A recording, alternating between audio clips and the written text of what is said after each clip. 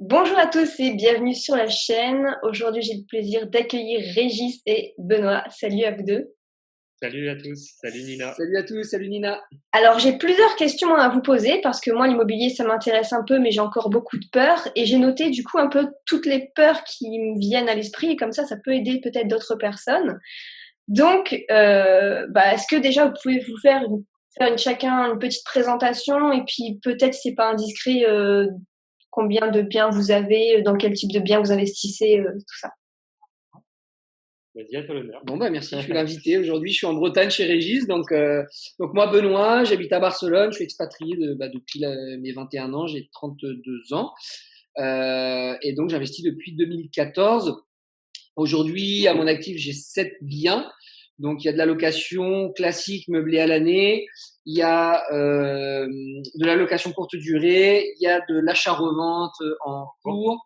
Enfin, voilà, un petit peu les projets auxquels je touche en immobilier. Et puis voilà. Donc, présentation rapide. Fan de sport. Qu'est-ce que je peux dire d'autre? De voyage, bien entendu, beaucoup de voyages. Et pourquoi j'investis en immobilier? Surtout pour la dimension de liberté, si tu veux. Le fait de pouvoir atteindre sa liberté, bon, c'est cool parce que tu te construis un patrimoine en même temps, mais l'objectif majeur pour moi, c'est d'avoir plus de liberté pour passer plus de temps avec ma famille, avec ma femme et voyager plus. Voilà, comme tu l'as dit, Régis, Ouais, c'est l'accent sur les voyages. C'est ça. Voilà pour moi. D'accord. Mon tour. À ton tour, Régis. Moi, j'ai 26 ans depuis quelques semaines là. J'ai commencé à investir dans l'immobilier à 22 ans. J'ai commencé à investir dans l'immobilier parce que je suis issu d'une famille qui n'a pas forcément beaucoup de revenus, enfin un milieu modeste, on va dire. Et je me suis dit, c'est mort, je vais pas travailler 40 ans, je vais pas travailler toute ma vie, il faut que je trouve une solution. Donc j'ai commencé à investir dans l'immobilier à 22 ans et aujourd'hui à 26, j'ai acheté 14 biens immobiliers, j'en ai revendu 2 depuis. Donc l'année dernière, j'ai pu quitter mon travail grâce à l'immobilier. Donc c'est pour l'instant une réussite à mon niveau. Je suis content. Et l'année dernière, Benoît et moi, on s'est rencontrés. Et maintenant, on essaye d'essayer d'accompagner, en tout cas, les personnes qui veulent faire comme nous, qui veulent investir dans l'immobilier. Donc, par le biais de énormément de contenu gratuit sur notre chaîne YouTube, Instagram, Facebook. Et pour ceux qui veulent aller plus vite et plus loin, on propose des formations payantes sur la page de Mission Immo avec différents thèmes spécialement sur la colocation, la courte durée ou sur l'investissement immobilier en général.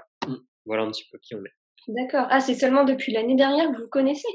Ouais, c'est seulement depuis l'année dernière. On s'est rencontrés à un mastermind immobilier. Justement, ouais. Et en fait, le courant est très bien passé. On s'est rendu compte que l'immobilier semblait difficile pour beaucoup de personnes qui n'osaient pas franchir le pas, qui n'osaient pas investir en immobilier parce que ces personnes sont bloquées sur des points qui nous paraissent tout bêtes, mais qui pour beaucoup de personnes paraissent être comme des montagnes, si tu veux. C'est ça. Et le but de Mission Immo, si tu veux, c'est de rendre l'immobilier accessible à tous par le passage à l'action. Parce que c'est aussi simple que ça. Si tu veux atteindre des résultats en immobilier, tu as juste à passer à l'action.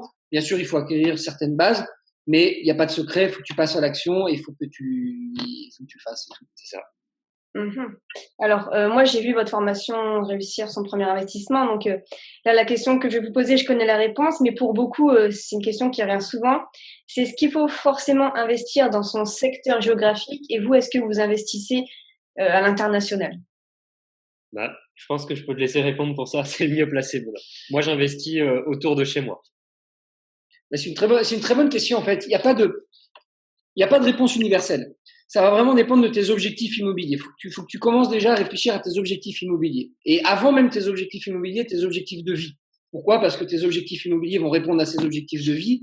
Et ensuite, par rapport à ces objectifs immobiliers, eh bien, tu vas voir où tu dois investir. Si par exemple, tu veux dégager, par exemple, beaucoup de cash flow pour atteindre la liberté financière le plus rapidement possible, tu vas devoir faire soit, par exemple, de la colocation ou de la location courte durée, par exemple. C'est les deux modes de location les plus rentables. Si tu es dans une ville où il n'y a pas de demande pour de la location courte durée ou de la colocation, tu vas devoir réfléchir et tu vas devoir investir dans une autre ville. Tu vas devoir aller ailleurs. Si ta ville ne te permet pas d'investir ou ton secteur ne te permet pas d'investir comme tu souhaites le faire, il faut aller voir ailleurs. C'est exactement ce que tu fais. C'est exactement ce que je fais en fait. Si tu veux, moi je suis à Barcelone, donc je suis originaire de Poitiers, j'investis à Poitiers, mais j'investis également sur un autre secteur. Je sais pas si je dis la ville, ouais. Il va y avoir encore d'autres personnes à investir, c'est tout. Ouais, j'investis également en Normandie, tu vois, c'est un secteur que je connaissais pas du tout.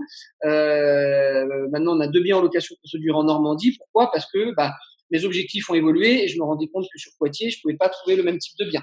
Donc j'ai dû bouger. Mais moi, ça me pose pas de problème, si tu veux, parce que je suis déjà expatrié.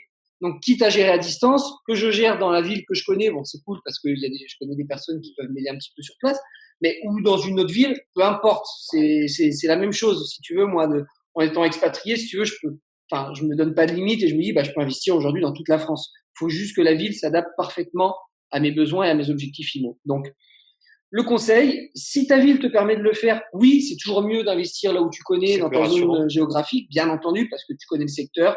C'est plus facile de connaître le marché. Tu es sur place, donc tu peux visiter des biens, tu peux te familiariser avec le marché et les biens qui se proposent. Mais si ta ville ne le permet pas de le faire, va voir ailleurs. Faut pas hésiter. Avoir peur de bouger. Ouais. Et c'est le piège. Parfois, on remarque souvent des gens, par exemple, avec l'exemple de Paris, qui veulent investir en faisant du cash flow pour remplacer leur travail. Donc, du bénéfice, on va dire, pour parler plus simplement. Mais c'est très difficile aujourd'hui d'acheter un bien immobilier à Paris. Un studio, c'est minimum 150 voire 200 000 euros. Tu vas le louer plus cher que dans les autres villes, mais tu vas pas dégager de trésorerie. Donc c'est plus difficile et c'est dommage de se dire ça marche pas, alors qu'il suffit juste d'aller à 50 km et que là ça va marcher.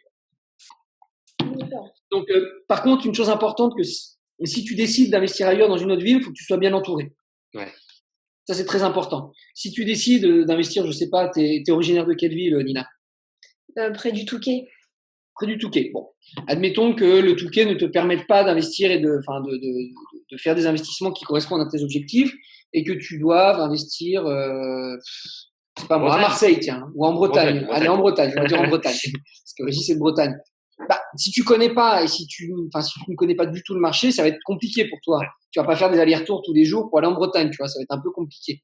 Par contre, si tu as quelqu'un comme Régis qui te recherche un bien, qui gère les travaux, qui te conseille, voilà, il faut vraiment que tu aies quelqu'un de confiance.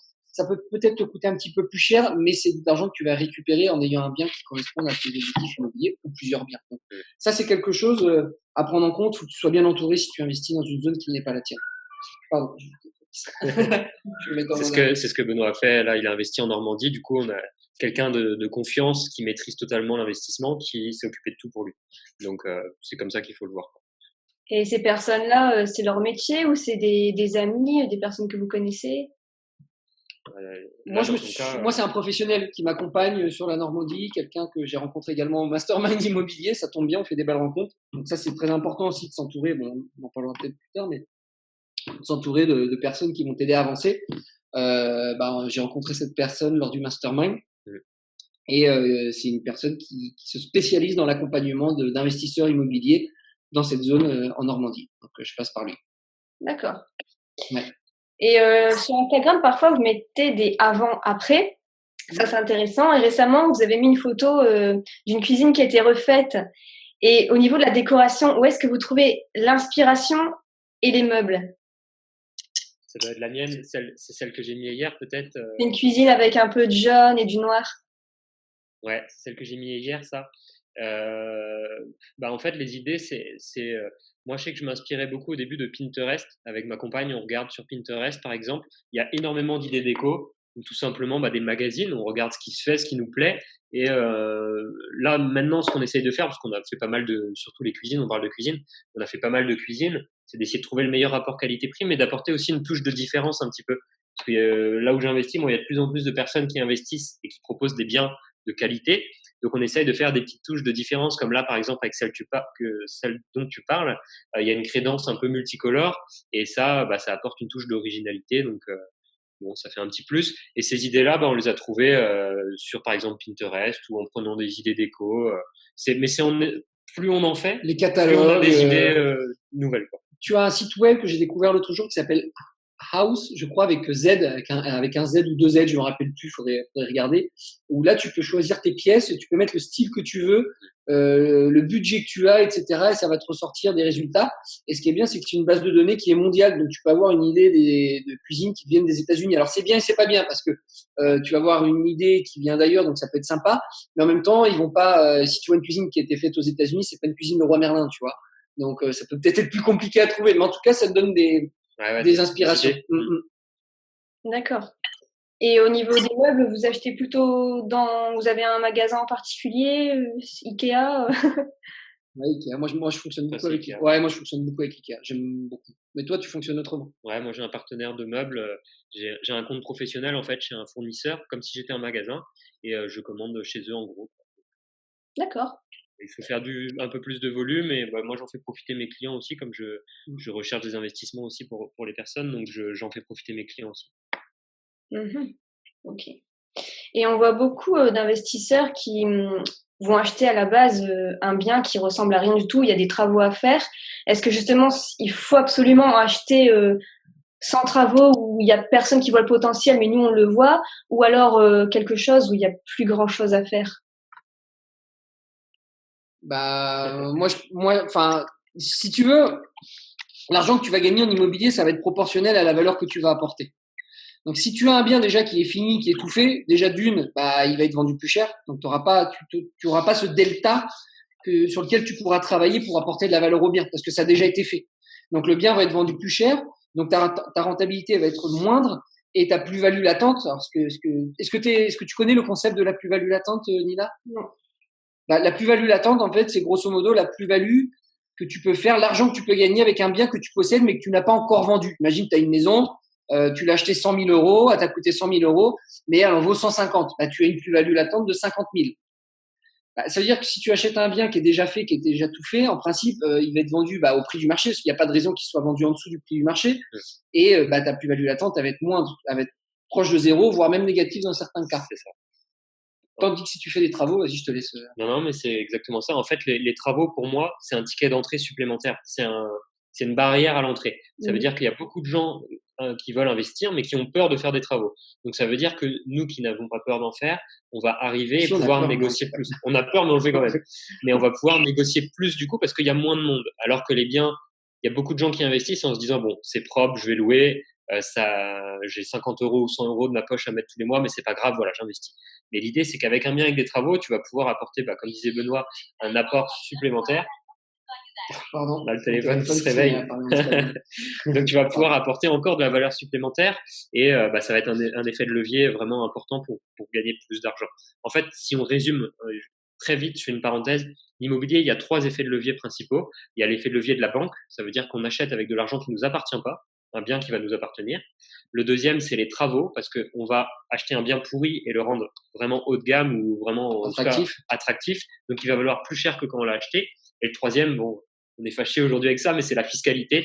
Donc, si tu tires les 3 leviers-là, tu peux en faire qu'un, c'est pas grave. Mais si tu tires les 3, tu vas gagner à tous les endroits, quoi. Et donc, c'est important de faire des travaux pour limiter aussi ta fiscalité. D'accord. Et est-ce que c'est facile de trouver des personnes pour les travaux ou c'est un ensemble que vous achetez? Enfin, c'est quelqu'un qui va tout faire d'un coup ou alors faut trouver à chaque fois des personnes différentes pour faire les travaux? Tu as plusieurs écoles. Ouais, ça dépend aussi, selon moi, du bien. Si tu as une cuisine à faire seulement, que le reste est à peu près propre, bon, ça va être simple, tu vois, tu trouves soit un poseur que tu connais, soit un menuisier, c'est assez simple. Si par contre tu as tout à refaire, moi je suis sur un projet de 2 appartements en ce moment totalement à rénover. Benoît, pareil, il a un appartement dans un centre-ville qui c'était pas habitable, hein, c'est à rénover totalement. Là, c'est plus compliqué et il faut se faire un petit peu aider. Benoît, lui, je vais te laisser expliquer après, mais en tout cas, moi, je me suis fait aider d'un architecte et d'un courtier en travaux. Donc, j'avais 2 artisans de corps de métier. La peintre, c'est une amie, donc j'ai exigé qu'elle soit sur le chantier. Et le plombier aussi, il avait déjà travaillé pour moi, je le connaissais, il travaillait très bien. Donc, je voulais qu'il soit sur le chantier. Mais les autres, je connaissais pas. Donc, c'est le courtier en travaux et l'architecte qui ont été chercher les meilleures personnes selon eux. Donc, c'est eux qui, si tu veux, qui s'engagent. Après, s'il y a des problèmes, là, j'ai des problèmes en ce moment sur le chantier, c'est leur problème. C'est eux qui doivent assumer et qui doivent faire en sorte que ça soit réparé. Donc, selon moi, quand on fait juste une cuisine, une salle de bain, bon, on peut se débrouiller. Après, quand c'est une totale rénovation, il faut se faire entourer de quelqu'un qui coordonne. Un maître d'œuvre, un architecte. Ouais. Comme dans ton cas. C'est ça, en fait, pour reprendre ce que tu dis, moi j'ai 3 chantiers en même temps. Il y a un chantier de l'extrême, entre guillemets, dans un centre-ville, très très compliqués. C'est des combles, en fait, si tu veux, c'est un ancien grenier que l'on rénove en appartement. Donc, tu pars quasiment d'une feuille blanche, c'est même pire que partir d'une feuille blanche parce que tu as toutes les contraintes techniques et il y a beaucoup, beaucoup de travaux. Et là, tu passes artisan par artisan, corps de métier par corps de métier. Donc, tu vas faire venir le maçon, tu vas faire venir un menuisier, un plaquiste, quelqu'un qui va faire venir, qui va faire les bandes, les couches d'impression, l'électricien, le plombier, etc., le peintre, etc. Parce que c'est un chantier qui est plus compliqué à gérer et c'est une grosse rénovation. Donc là, moi, ce que je conseille, c'est vraiment de faire appel à chaque corps de métier. Par contre, sur les 2 chantiers qu'on a en ce moment en Normandie, eh bien, c'est de la rénovation, mais plus légère. C'est moins lourd. Ouais. Donc dans ce cas-là, on fait appel à une entreprise multimétier entre guillemets. Et ce qui est l'avantage, c'est que tu as un seul interlocuteur. Bon, par contre, lui, après, dans son entreprise, il a chaque corps de métier. Il a un électricien, il a un plombier, etc., etc. Mais par contre, tu as un seul interlocuteur. En plus, moi, vu que je délègue l'organisation du chantier à la personne qui nous a trouvé les biens et tout, c'est beaucoup plus facile. Donc, en fait, ça va vraiment dépendre. Mais c'est vraiment l'une des parties qui freine le plus de monde. Et si tu arrives à passer cette étape, déjà, tu as fait le tri entre beaucoup de personnes qui vont s'arrêter là, en fait, qui vont abandonner l'investissement immobilier à partir de là, parce que c'est là où ça commence vraiment à se corser, et les personnes qui vont continuer. Donc, c'est vrai, c'est pas facile de trouver des artisans de confiance. Il faut vraiment travailler sur recommandation. Ouais, vraiment travailler sur recommandation. C'est la règle de base. Quelqu'un qui a déjà vu son travail. Te méfier d'un artisan qui a beaucoup trop de disponibilité, par exemple. Ouais. Parce que quand t'as un très bon artisan, par exemple, tu vois un plombier, c'est très dur à avoir un plombier. Ils sont jamais dispo. C'est l'enfer parce qu'un bon plombier est très demandé et n'a jamais de disponibilité, tu vois. Attention aussi aux mecs qui cassent les prix.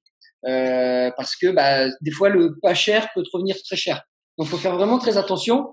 Et après, il n'y a pas d'autre solution, que de tenter. Une fois que tu as confiance, une fois que tu penses que c'est bon, vas-y. Par contre, faut que tu te protèges, hein. Il faut l'assurance décennale, il faut des factures, des devis en bonne et due forme. Mais les travaux, c'est jamais pareil 2 fois, en fait. Il y a toujours des problèmes, il y a toujours quelque chose. Tu auras toujours des problèmes en travaux. Ça, faut se le mettre dans la tête. Tu peux pas avoir le truc parfait, c'est pas possible. Il faut l'accepter avant de commencer, ça va être la merde. C'est normal. Toujours. Toujours. Donc mais c'est là vraiment où, comme le disait Régis, où tu vas avoir un effet de levier important, si tu veux. Donc, les travaux, c'est très, très, très, très important et il faut vraiment le maîtriser. Et il faut se lancer parce qu'au début, tu maîtrises pas. Moi, les travaux, c'est quelque chose qui me fait peur. Et c'est pour ça qu'on s'est lancé dans quelque chose de. Là, il est sur un chantier de malade. Hein. Si tu veux, tu sais, t'avais des pigeons morts, des rats morts. C'était l'enfer, quoi. Et là, ça commence à prendre forme. On y allait la dernière fois. Tu vois les pièces et tout. Tu vois les Vénus qui ont été posées. Tout. Ouais. Là, je commence à avoir le bout du tunnel. Et ça, franchement, pour les gens qui vont regarder cette vidéo, ça, c'est quelque chose qui vaut énormément d'argent dans l'immobilier. C'est si tu as la capacité à pouvoir voir le potentiel des biens. Ça vaut énormément d'argent parce qu'il y a beaucoup de biens, et moi, j'en ai acheté pas mal des comme ça, qui sont en vente depuis 1 an, 2 ans, ils sont là, ils sont sur le bon coin, personne n'en veut. Et toi, tu arrives et tu dis, ah ouais, je vais pouvoir faire ça. Il y a un lycée à côté, je vais faire 3 chambres, je vais faire ça comme ça. Et du coup, tu gagnes beaucoup d'argent parce que personne n'en voulait. Et si tu as la capacité en immobilier de pouvoir voir le potentiel dans les biens ou dans les villes, encore mieux, là, tu vas tout gagner. D'accord. Et est-ce que vous faites du Airbnb et est-ce que ça vaut encore le coup? Ouais, moi j'en fais. C'est pareil, Airbnb, il y a beaucoup de monde qui sont dessus maintenant. Donc, mais la colocation, c'est pareil, ça commence à être. Il y a beaucoup de monde partout. Aujourd'hui, il y a 10 ans, quand il y avait un truc qui arrivait, on en parlait peut-être aux infos, mais très tard. Aujourd'hui, avec les réseaux sociaux, on fait des vidéos sur YouTube, sur Instagram, donc on voit que les gens gagnent de l'argent avec Airbnb. Tout le monde s'y met, mais il y a encore des choses à faire. Moi, à l'heure où on parle, là, j'ai 3 appartements en courte durée et les 3 fonctionnent bien parce qu'ils sont dans une ville précise et ils répondent aux besoins de cette ville-là. J'ai un petit studio dans une ville de 6000 habitants qui est au bord de mer. Celui-là, il est loué, le minimum qu'il a été loué cette année, c'est 20 jours par mois, quoi. Dans les mois en plein hiver, quoi.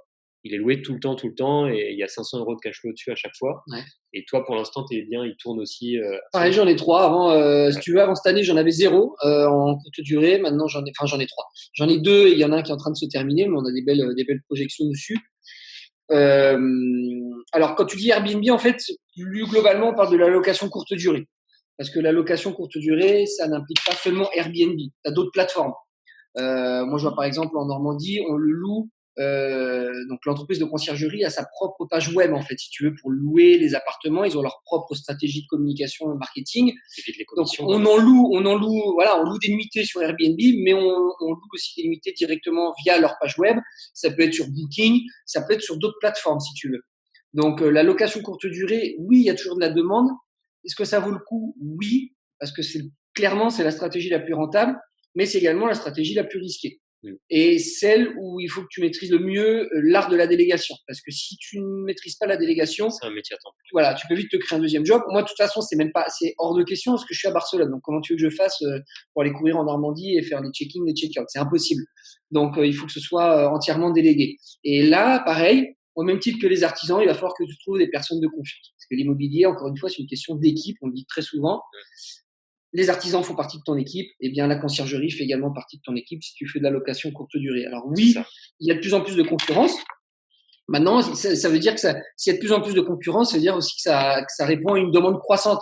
Ça veut dire que les gens aujourd'hui, c'est dans les mœurs. Moi, j'ai commencé à faire Airbnb. Je me rappelle, j'avais loué un appartement pour mes parents à Dublin à l'époque, que j'habitais à Dublin. Et Airbnb, personne connaissait à cette époque-là. Ouais. Et moi, je leur avais loué l'appartement qui viennent me voir sur Airbnb, tu vois. Donc à l'époque, personne connaissait. C'était c'est un système. Je me disais tiens, quand je l'ai vu, je me disais tiens, c'est une idée qui est géniale, tu vois. On peut louer des appartements et tout, c'est cool. Et puis finalement, ça s'est vachement démocratisé. Aujourd'hui, Airbnb, tout le monde connaît. Tout le monde connaît, et même des personnes âgées aujourd'hui. Tu vois, tu sais que ça devient connu en fait, et que ça rentre dans les mœurs quand les personnes âgées commencent à le faire.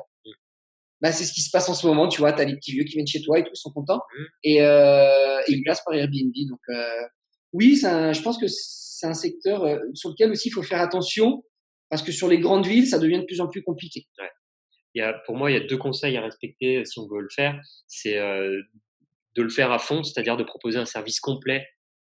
On va pas dire haut de gamme, mais un service complet avec tout, parce que c'est fini aujourd'hui de louer un bout de sa chambre.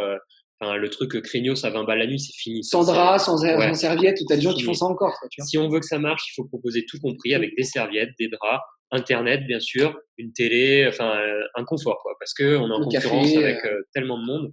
Donc ça c'est le premier conseil, il faut faire du qualitatif et du complet. Et le deuxième conseil, moi, ce que je donnerais aux gens pour éviter de se faire avoir avec ça, c'est important, c'est que tout le monde dans les grandes villes se dit je vais me lancer, je vais commencer à investir, je vais essayer. Donc, je vais prendre un studio parce que c'est le moins risqué, c'est le moins cher. Du coup, qu'est-ce qui se passe? Il y a une palanquée de studios qui sont Airbnb, il y en a plein. Et du coup, t'es noyé dans la foule, quoi. Et là, par exemple, dans ma ville, où il y a énormément de studios, dans la ville où j'investis, il y en a plein qui ne sont pas loués, ou alors ils sont obligés de mettre 30 balles la nuit, des trucs comme ça.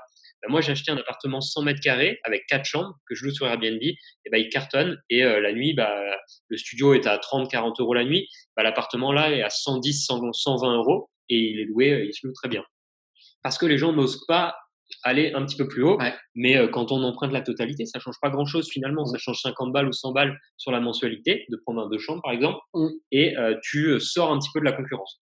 Donc ça, c'est un petit conseil pour les gens qui veulent commencer. Moi, j'en fais un studio en location courte durée, mais dans une ville où c'est très attractif. Dans une ville où c'est attractif. Moi, je peux pas dans ma ville. Parce que c'est très étudiant, donc la plupart des studios sont déjà pris par les étudiants.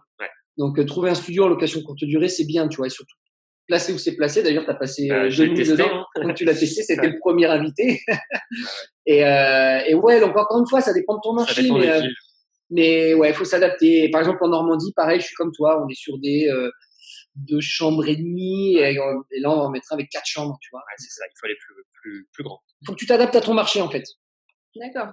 Et la plus grosse idée reçue, à mon sens, dans l'immobilier, c'est que pour investir, il faut un CDI. Mais en fait, dans votre formation, vous expliquez que non, que le banquier attend surtout, c'est des revenus stables. Donc même quelqu'un qui est en intérim et qui fait souvent l'intérim, il peut investir en immobilier. Théoriquement, oui. Ouais, en fait, il faut comprendre. Pour répondre à cette question, il faut prendre le problème. Pourquoi le banquier ne prêterait pas à quelqu'un qui est en intérim ou quelqu'un qui est en CDD? C'est parce qu'il a un manque de visibilité sur le long terme. Et le banquier, quel est son objectif? C'est de récupérer son argent le plus vite possible et de façon la plus certaine possible. Donc, si la personne est en intérim ou en CDD, n'a jamais épargné et a découvert tous les mois, là oui, effectivement, ça va être chaud. Mais au même titre que s'il est en CDI et que tous les mois, il vit au-dessus de ses moyens, il est à découvert, s'il a 0 épargne. Donc, le but, c'est de le convaincre, le banquier. Tu peux être par exemple, Nina, j'imagine que t'es indépendante, donc tu n'es pas salarié, tu as un statut d'entrepreneur. Et ben, si tu épargnes suffisamment, si tu lui montres que les derniers mois tes comptes sont sains, que tu sais gérer, tes finances personnelles, et surtout que le projet que tu vas faire est solide et tu peux lui prouver, bah, il y aura aucun problème. Même si t'as pas de CDI, peu importe. Moi, je viens de me faire financer 200 000 euros là pour mes 2 apparts, j'ai pas de CDI du tout. Donc, encore une fois, bien sûr, le CDI va aider. Le CDI, si tu veux, c'est un petit peu le sésame d'entrée. C'est un plus. Voilà, c'est le pass VIP quand tu vas en boîte de nuit et tu vas directement à la table où il y a champagne, tu vois. Ça. Donc ça, c'est cool. Ça peut t'aider. Maintenant, comme le dit à juste titre Régis, si tu veux, ce que peut rechercher le banquier, c'est un bon dossier, c'est une stabilité. Donc, encore une fois, si tu as un CDI et que tu es dans le rouge tous les mois et que tu fais n'importe quoi avec ton argent, de toute façon, le banquier va le voir parce que les banques fonctionnent avec un système de scoring, en tout cas la plupart d'entre elles. Et donc, ça va très, très vite apparaître parce que tu as des algorithmes qui se mettent en place et bam, tu vas avoir une note, tu vas avoir une couleur, tu vas avoir ce que tu veux. Maintenant, si tu es en CDD depuis un certain temps avec une certaine stabilité d'épargne, je vois pas pourquoi ça empêcherait ça sera peut-être moins facile que si tu avais un CDI. Certes, on est d'accord. Si tu as la même situation, à situation égale, le fait d'avoir un CDI, ça va te donner une longueur d'avance. On est d'accord. Mais ce qu'on veut dire, et ça on le dit dans l'information, ce qu'on veut dire, c'est qu'il faut pas se mettre de barrière si tu n'as pas de CDI. C'est pas pour ça que c'est rédhibitoire. Maintenant, si tu es dans une situation, si tu es au chômage depuis quand même un certain temps et que tu es dans le rouge tous les mois, oui, ça va être compliqué, tu vois. Mais on veut pas non plus raconter n'importe quoi. Mais de l'intérim, oui. Du CDD, oui. Ouais, bien sûr. Il faut juste que tu saches montrer ton dossier, que tu saches te vendre. Ça va peut-être être moins facile, mais faut. C'est plus une histoire d'humain qu'une histoire d'une règle. Il faut un CDI. C'est plus une histoire d'humain. Est-ce que ta situation est stable? Est-ce que tu sais convaincre le banquier? Et si c'est le cas, aucun problème. Ouais. Et si tu sais pas le faire, enfin, je dis les personnes qui écoutent, si vous savez pas le faire, il faut se faire aider de quelqu'un qui sait le faire. Nous, les clients qui ont fait partie de la formation, il y en a quelques-uns qui nous ont demandé de l'aide. On a un dossier type qu'on présente à notre banque, et je peux te dire que là, moi, le banquier avec qui je suis, qui m'a financé les 5 derniers appartements, la première fois qu'il a vu le dossier, il s'est dit, wow, je peux le garder, je peux le copier, je peux le garder pour mes autres clients parce qu'il est super. Et voilà, en fait, il faut lui mâcher le travail, il faut le convaincre. C'est une relation humaine plus qu'une règle générale. Quand tu penses à convaincre la banque, le but, c'est de faire en sorte que ton dossier soit le premier sur la pile, si tu veux. Et qu'il soit facile. Donc, si tu le fais comme tu sais, à la salaud, comme à l'école, quand tu avais tes devoirs et que tu devais donner tes devoirs le lundi, tu le faisais à la salaud au fond du bus le lundi matin, sur une feuille brouillon. C'est sans vécu, histoire vraie. Si tu fais ton dossier bancaire pareil, oui, forcément, ça va pas. Tu vas pas donner de gage de sérieux à ton banquier. Maintenant, si tu fais un super dossier, super carré, avec des photos, avec une étude de marché, avec une étude de ta situation financière, avec une étude de rentabilité, de cash flow, d'autofinancement, etc., etc. En gros, si tu fais son boulot, forcément qu'il va t'aider. Enfin, c'est logique, tu vois. Il peut pas avoir d'objection parce que tu as tout fait. Tu as tout fait. Et tu lui montres que tu as du recul par rapport à ta situation. Donc, ça montre au banquier que tu es un investisseur averti, même si tu n'as pas encore investi dans un bien. S'il s'agit de ton premier bien, mais que tu as déjà une approche professionnelle, tu vas donner confiance au banquier. Et après, une fois que tu as fait ta première opération, après, le reste suivra, quoi. Ouais. D'accord. Et est-ce que à chaque bien qu'on achète, justement, il fallait voir une banque différente? Non, tant que tu n'es pas bloqué avec ta banque, pourquoi aller il y a différentes visions, mais en tout cas, la nôtre, c'est de créer un partenariat long terme avec le banquier. Et quel est l'intérêt de ça? Franchement, on regarde les groupes Facebook, on voit les réseaux sociaux, et je vois des gens qui se galèrent à avoir un prêt. Et franchement, alors, c'est en toute humilité, mais là, on est en train d'acheter une maison avec ma femme pour notre résidence principale. Ça s'est passé comme ça à la négociation. Ouais, monsieur Untel, j'ai vu une maison à tel prix, est-ce que ça passe? Il regarde 2 minutes, il met les chiffres. Oui, c'est bon, pas de souci, je vous prépare le dossier. Et ça, c'est grâce à une relation long terme avec des très bons dossiers au début. Et petit à petit, en fait, ça facilite les choses. Tu n'as plus besoin d'aller convaincre, d'aller négocier, Les taux sont déjà au plus bas parce qu'il te connaît, il te met le taux au plus bas, il te fait les meilleures conditions possibles. Et toi, en échange, tu es fidèle, tu prends l'assurance vie chez lui, tu prends les assurances propriétaires non occupants chez lui. Enfin, c'est du donnant-donnant. Encore une fois, nous, on prône vraiment la relation gagnant-gagnant. Et le fait de faire du long terme et de rester dans la même banque, ça va te permettre une facilité pour les prochains investissements. C'est vraiment incroyable. C'est juste un coup de fil de 5 minutes, alors que ça t'aurait pris 10 rendez-vous au tout début, quoi. Tu vois, tout à l'heure, on a été interrompu, j'étais obligé de mettre mon téléphone en mode avion. Pourquoi? C'était ma banquière qui m'appelait. Non, mais c'est ça, en fait. Faut penser le long terme, en fait. Si tu penses qu'à faire du one shot, ouais, tu vas peut-être pouvoir avoir des conditions, tu vas faire chez ton banquier. Pourquoi? Parce que tu vas négocier ton taux, ton machin, ton truc. Plus. Alors que tu as des choses beaucoup plus intéressantes à négocier, mais ça, on y reviendra peut-être dans une autre vidéo. Mais le but, alors, au début, si par exemple, tu te sens bloqué avec ta banque pour ton premier bien, si tu te sens bloqué, et si tu sens que ta banque ne va pas te suivre pour une raison X ou Y, ça t'empêche pas de passer par un courtier. Nous, c'est ce qu'on a fait. Non, enfin bref, c'est une longue histoire, mais à un moment donné, on était bloqué avec notre banque, on est passé par un courtier qui nous a mis en relation avec une banque et qui depuis est notre partenaire financier. Il faut vraiment avoir cette notion de partenaire en tête. Si tu dois changer à chaque fois, je sais pas, moi je considère que comme le dit Régis, que c'est une relation sur le long terme. Le jour où ça marche plus, encore une fois pour une raison X ou Y, tu sais, les banques fonctionnent beaucoup avec le système d'encours. Ça veut dire que à partir d'une certaine somme d'encours, c'est-à-dire une certaine somme empruntée au total, alors ça va dépendre des banques, hein, ça peut être 700 000 euros, 1 million, ça dépend. Eh bien, t'as certaines banques qui vont te dire à un moment, là, ça va être plus compliqué, attendez, calmez-vous. Ou alors, on va devoir passer en délégation et là, ça va devenir plus compliqué. Tu sais, tu vas sentir que ça va devenir de plus en plus poussif parce que on doit aller demander l'autorisation au directeur régional, au directeur, je sais pas moi, à la direction nationale, et ça va devenir de plus en plus compliqué. Oui, à ce moment-là, tu peux commencer à réfléchir et tu peux commencer peut-être à aller voir d'autres banques. Mais pour moi, pas avant. Mais voilà, c'est ça. Mais c'est pas une infidélité. Moi, c'est pareil. J'ai eu le cas. J'étais dans une banque où j'ai emprunté au maximum dans cette banque et ils m'ont dit, écoutez, là, ça commence à être important. Le risque est plus élevé pour nous. Attendez un petit peu. Attendez 2 ans. Vous voyez que ça s'amortit. Ils m'ont fait faire une visite médicale. Ils m'ont dit, OK, ça c'est bon. Attendez 2 ans.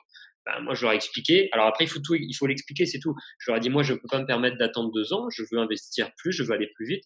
Donc, je vais aller voir une autre banque. Mais par contre, sur les 4 biens que vous m'avez financés, pas de souci. On reste comme ça, on fait rien. Mais comme pour vous, dans votre banque, le risque est trop important maintenant, je vais aller voir un petit peu au voisin, je vais emprunter chez lui et ça pose pas de problème parce que dans la deuxième banque, tu arrives, tu es un client vierge, on va dire, tu es à zéro parce que eux, ils ont zéro risque sur ta tête. Donc, eux ont accepté de me prêter plus. Moi, je fonctionne comme ça avec 2 banques et là, la deuxième va me dire, attendez un petit peu, ralentissez parce qu'on a trop d'encours. On va revoir la première. Est-ce que c'est bon? J'ai assez amorti, je peux remprunter un bien. Et puis après, voilà, on peut fonctionner à 2, 3 banques, mais changer à chaque fois tout, c'est un enfer et c'est compliqué. C'est pas conseillé. Enfin, en tout cas, c'est notre approche. Ça veut pas dire que tu peux pas le faire. Il y a des personnes qui le font.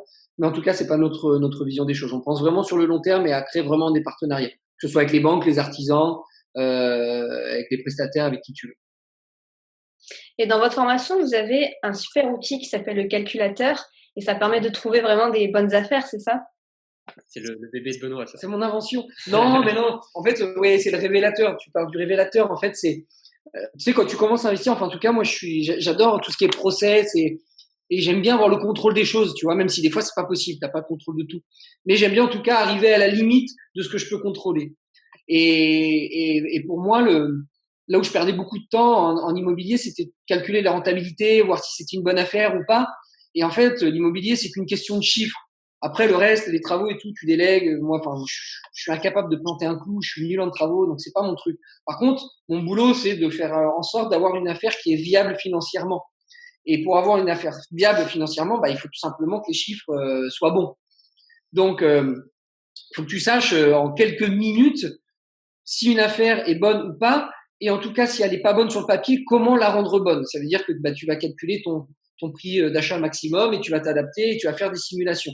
Et donc, c'est pour ça que j'ai mis en place et que j'ai créé dans un tableur, j'ai créé un calculateur, le révélateur immobilier, avec des petites cases en rouge, en vert, etc. Et tu rentres tous tes chiffres, en fait, et ton prix d'achat, tes loyers, tes charges, etc. Et puis, à la fin, tu vas voir ton cash flow. C'est pas compliqué, hein. Si c'est en positif, ce sera vert. Si c'est en négatif, ce sera rouge. Pareil pour la rentabilité. Rentabilité brute, au-dessus de 10%, c'est vert. En dessous, pour nous, c'est rouge. Pourquoi? Parce que c'est nos critères et on considère que le minimum syndical pour avoir un bon investissement immobilier, le chiffre magique, c'est aux alentours de 10%. Donc, c'est pour ça, en fait, on a créé ça. Et puis, au fur et à mesure du temps, j'ai commencé à le créer en 2014. Puis, au fil des années, au bout de 5 ans, tu fais des améliorations, tu fais des updates. Et puis voilà, tout simplement. Et puis tu arrives après à un produit entre guillemets fini que tu peux proposer également à d'autres personnes. Et c'est ce que l'on propose dans la formation aux personnes, aux élèves, c'est d'avoir accès à ce révélateur immobilier parce que ça va te faire gagner beaucoup de temps, tout simplement. Mais sincèrement, pour compléter, parce que c'est Benoît, tu le dis que c'est nous, très sympa, mais c'est le bébé de Benoît, c'est lui le créateur de ça. Et moi, en tant qu'investisseur, je l'utilise à chaque visite. Parce qu'en fait, ce qu'il faut comprendre, peut-être que quand on n'est pas investisseur, on le comprend pas. Ouais. Mais quand tu sors d'une visite, peut-être que l'agent immobilier va te dire j'ai 3 visites après vous, donc si vous faites une offre, c'est maintenant. Ça arrive qu'il faut se décider et se positionner vite, quitte à se rétracter ou pas, peu importe, mais il faut se positionner vite. Donc l'outil, en fait, tu mets, on va dire quoi, 8 chiffres. Tu mets 8 chiffres dans les cases, c'est vert, tu fais ton offre, c'est rouge, tu la fais pas, terminé. Il n'y a pas à se casser la tête. Tu adaptes pour que ça soit vert. Ou alors tu fais ton offre en fonction pour qu'il soit vert, c'est ça. Donc c'est vraiment s'impliquer au maximum et c'est super parce que voilà, tu mets tes chiffres, c'est vert, bon, ok, c'est bon, je suis positif, cash flow positif, tu vois tout de suite combien tu gagnes, je peux faire mon offre tout de suite en sortant de visite, quoi. Donc c'est le fait de pouvoir décider vite et c'est vraiment ça qui est bien dans cet outil. Et l'avantage aussi, c'est par rapport aux charges parce que tu sais, on entend beaucoup parler en ce moment sur Internet. Il y a de plus en plus de monde qui parle d'immobilier et on entend beaucoup parler de cash flow, si tu veux, de cash flow par-ci, cash flow par-là. Et chacun a sa méthode pour calculer le cash flow. T'en as certains qui vont te parler de cash flow et qui vont juste faire la différence entre tes loyers et ton prêt immobilier. Tu vois, c'est un cash flow qu'on pourrait qualifier de brut, quoi, grosso modo. Ouais. Alors ton cash flow, c'est ton bénéfice. Si tu veux cash flow égale bénéfice, de ton cash flow, tu dois déduire vraiment toutes les charges. C'est-à-dire que tu dois prendre tes loyers, tu dois déduire non seulement le coût du prêt, mais également toutes les charges. Que ce soit travaux, frais de copro et tout. Donc nous, on va jusqu'à mettre la comptabilité, les frais de maintenance. Pourquoi? Parce que si tu fais du meublé, tu vas peut-être devoir acheter un matelas, acheter, je sais pas, un micro-ondes, bref.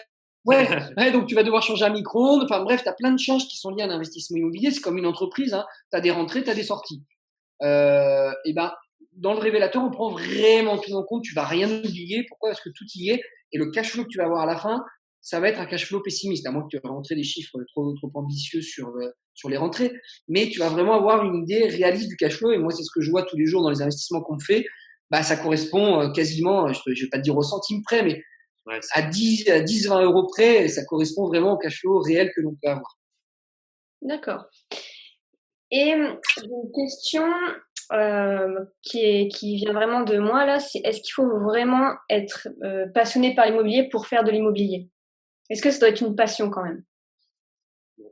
Pour moi, c'est mieux. je donne mon avis et après je pense qu'on a à peu près le même, mais je pense que c'est mieux parce que tu vas faire mieux les choses, tu vas avoir envie, tu vas mieux te renseigner, tu vas mieux te tenir au courant. Après, c'est quelque chose qui peut se déléguer complètement, vraiment. Il y a beaucoup de gens qui, par exemple comme toi, qui sont entrepreneurs, voilà, qui gagnent bien leur vie et qui se disent, je veux diversifier, je veux sécuriser mon patrimoine. Donc, on m'a dit que l'immobilier c'était bien et c'est bien l'immobilier, mais moi j'y connais rien et ça me fait chier. Donc, c'est pas grave, tu peux déléguer à quelqu'un qui va t'acheter un appartement, qui va tout gérer pour toi. Toi, t'es passionné, Benoît, comme moi, mais tu vois, tes appartements en Normandie, Benoît, il a tout supervisé bien sûr, mais t'aurais pu, si tu voulais, presque ne rien toucher. Même s'il y a les décisions quand même, mais c'est quelque chose que tu peux déléguer. Donc pour moi, t'es pas obligé d'être passionné, c'est mieux, mais tu peux quand même trouver quelqu'un qui le fait pour toi et tu auras un placement rentable quand même. Tu peux le devenir au fil du temps en fait. Moi au début, franchement l'immobilier c'était pas quelque chose qui m'attirait plus que ça en fait. C'est juste que j'étais passionné par l'idée de l'immobilier. Tu vois, l'idée de pouvoir dire écoute, on peut atteindre la liberté, surtout on peut s'enrichir en partant de rien. Et ça c'est une chose que je souhaiterais dire en tant qu'expatrié, c'est que en France, on a une chance incroyable et il y a beaucoup de gens qui n'en profitent pas. Et ça, c'est quelque chose que je ne comprends pas, mais parce que c'est peut-être le fait de vivre à l'étranger qui fait ça. Par exemple, en Espagne, si tu veux investir, il faut au moins que tu mettes 20 à 30% sur la table. C'est-à-dire qu'il faut que si tu veux acheter un bien, je sais pas, à 300 000 euros, par exemple, c'est les prix qui se pratiquent sur Barcelone, par exemple, 300 000 euros, il faut au moins que tu mettes 90 000 euros, voire 100 000 euros sur la table. Donc, ça met la barrière d'entrée. C'est beaucoup. C'est-à-dire que tu as une barrière d'entrée. C'est-à-dire qu'il faut au moins que tu aies de l'argent pour pouvoir investir dans l'immobilier. En France, si tu as une situation stable, voilà, comme on le disait, Régis a commencé à investir, il gagnait 800 balles en tant que livreur de pizza, tu vois. C'est une chance incroyable de pouvoir investir et de pouvoir s'enrichir en partant de zéro. C'est-à-dire que tu n'as pas besoin d'être riche pour devenir riche. Dans d'autres pays, si. Mais en tout cas, en France, ça s'est vachement démocratisé. Et moi, je suis devenu passionné de l'idée de l'immobilier, en fait. Franchement, les travaux, c'est pas quelque chose sur lequel je suis spécialiste, mais c'est l'idée de l'immobilier en général c'est pas le bien en lui-même. À la limite, le bien en lui-même, si j'aime bien, la décoration, voir comment il a été aménagé et transformer quelque chose qui ressemblait à rien en quelque chose haut de gamme, tu vois, de transformer de quelque chose, de partir de rien du tout, d'une feuille blanche. Et vraiment, la passion, c'est vraiment sur l'idée de l'immobilier. Et puis, au fur et à mesure, en le faisant, et quand tu vois que ça marche, bah, c'est ce qui te donne envie de continuer, en fait. Ah oui. Comme tu dis, quand tu réfléchis un petit peu, que tu prends du recul, tu te dis alors attends, la banque me prête de l'argent pour acheter un bien, il me paye les frais d'agence, il me paye les frais de notaire, il me paye les meubles, il me paye tout, et le locataire va me rembourser mon crédit, et en plus tous les mois il va me rester de l'argent. Je dis mais attends putain, pourquoi tout le monde le fait pas? Pourquoi? Parce que tu as apporté de la valeur. Ouais, c'est ça. Et en fait, tu deviens passionné de la valeur que tu apportes. Pourquoi? Parce que tu apportes de la valeur. Si par exemple tu achètes et tu revends un bien, tu vas faire des travaux et tu vas l'embellir. Ça va être génial. Si tu fais de la location, tu vas acheter un bien tout pourri qui était loué très bas, voilà, et tu vas le transformer, tu vas en faire un logement haut de gamme. Et c'est cette valeur que tu apportes. Tu deviens passionné de cette valeur que tu apportes en fait. D'accord. Bon, bah, c'est tout pour les questions. Merci beaucoup. Et pour ceux que ça intéresse, donc je mettrai le lien de votre formation juste en dessous. Merci beaucoup pour cette interview. Est-ce que tu as d'autres questions qui te brûlent les lèvres, ou est-ce qu'on a répondu déjà à toutes les questions que tu te posais? Ouais, absolument. Ouais. Donc merci. Et puis à une prochaine. Salut. Salut Nina, merci. Salut Nina.